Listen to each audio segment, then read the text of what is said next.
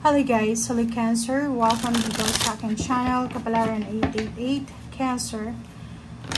Alamin natin kung anong messages, vibration, gabay energy para sa inyong lahat.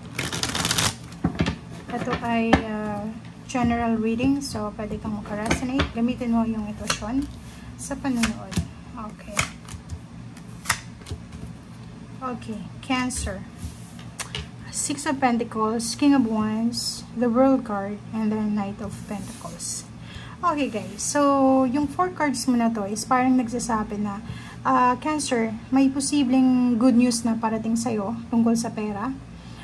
Pwedeng offer ng job, pwedeng inheritance, lump sum of money, parang ganun nito siya. Or pwedeng offer ng help, financial help.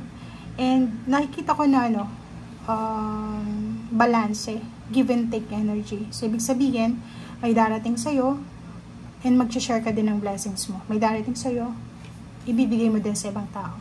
And King of Wands, nakikita ko sa'yo dito na sobra kang nakafocus sa ginagawa mo. Sobrang workaholic, diba? So, nakikita ko yung Cancer dito is nagtatrabaho umaga hanggang gabi, nag-overtime pa, weekend pa nagtatrabaho. Mayroon kayong pinagkakaabalahan or mayroon kayong pinaplano sa buhay na posibleng into fruition na siya, diba? Parang magkakatotoo siya na hindi mo masyadong napapansin or nararamdaman, on the way na siya. So, ibig sabihin, like for example, kung ikaw ay estudyante, like college student sa university, pwedeng malapit ka nang makapagtapos or pwedeng ikaw yung magulang, yung anak mo ay posibleng malapit ng makuha yung recognition, yung awards, rewards, or kung ano man na success or tagumpay or blessings. Okay. Thank you.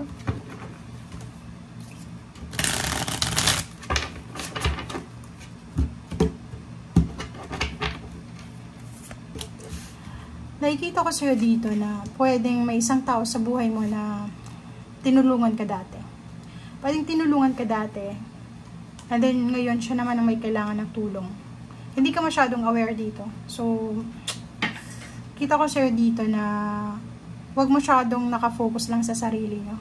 Okay? Kailangan Cancer, maging aware ka na may mga tao din sa paligid mo na nangangailangan din ng atensyon, ng kumusta or ano pa man. At ang 6 of Swords na to, sa usaping relationship, kung single ka, posibleng makatagpo ka sa isang travel, sa isang sasakyan, sa isang transportation ng tao na pwedeng maging part ng buhay mo and pwedeng matulungan ka sa pagbabago ng buhay mo. So, ibig sabihin, if nagta-travel ka ngayon, may possibilities na yung katabi mo sa aeroplano, katabi mo sa bus, or katabi mo sa airport, or sa station, or sa kung saan pa man, ay posibleng siya yung soulmate mo, siya yung twin flame mo, and pwedeng siya yung maging rason ng pagbabago ng iyong buhay, financial, and at the same time, emotional. Okay, thank you.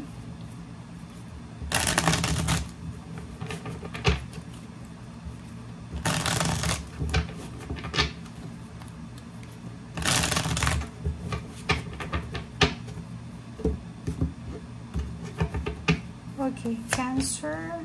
Oh, wow. Meron dito na ibang Cancer na nakafocus sila doon sa solusyon, parang ganun. Ang ibang Cancer dito is wala silang pakialam sa mga tao sa paligid nila, parang ganun. Nakafocus siya sa sarili niyang buhay, sa sarili niyang problema.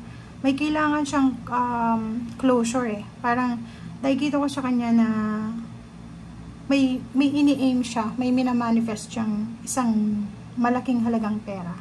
Pwedeng gusto niyang ibenta ang isang bahay, isang ari-arian, or anything na magkakamal siya ng limpak-limpak na salapi dito. And nakikita ko sa'yo dito na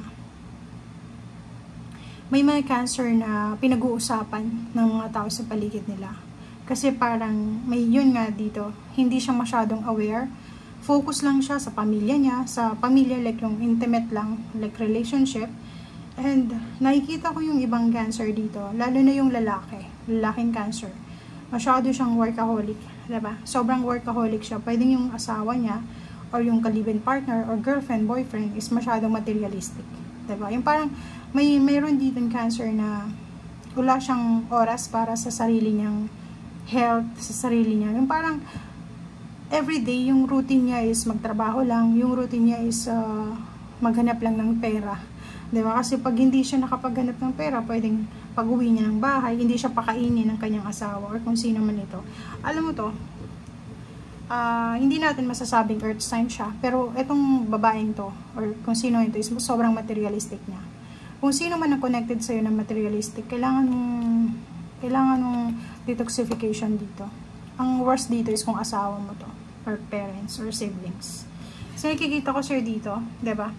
Bugbog na yung katawan mo sa pagtatrabaho. Yun lang yung focus mo ngayon eh. Ang focus mo is yung, okay, magtatrabaho ako araw-araw kasi gusto kong i-please yung asawa ko. Gusto kong paliguan siya ng expensive clothes, pagandahin kung gusto niya magpa-parlor, ganito, ganyan. Gusto niya magpa-reband, ganyan.